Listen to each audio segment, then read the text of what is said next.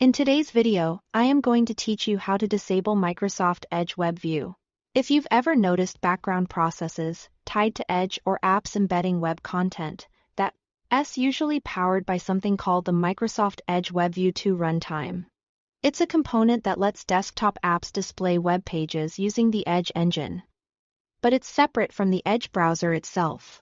Today, we'll disable it by removing the runtime through Windows settings.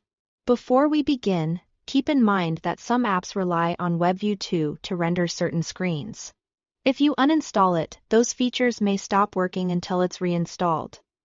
Let's get started. First, open Windows Settings.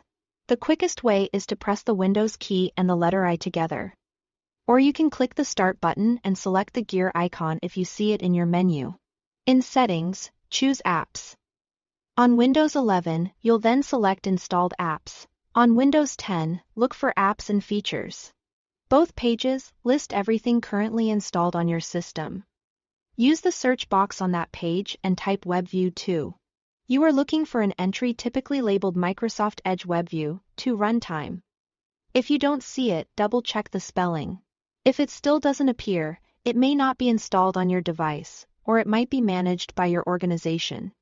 Once you find Microsoft Edge WebView 2 Runtime, select it on Windows 11, click the three dots to the right, and choose Uninstall. On Windows 10, click the entry and then choose Uninstall. Windows may ask you to confirm that you want to remove it. Go ahead and confirm. If you are prompted for administrator approval, allow it to proceed. It's a good idea to close any open apps first, especially ones that display web-based panels. To avoid conflicts during the removal, the uninstaller will run and remove the runtime. This usually takes less than a minute, but it can vary depending on your system.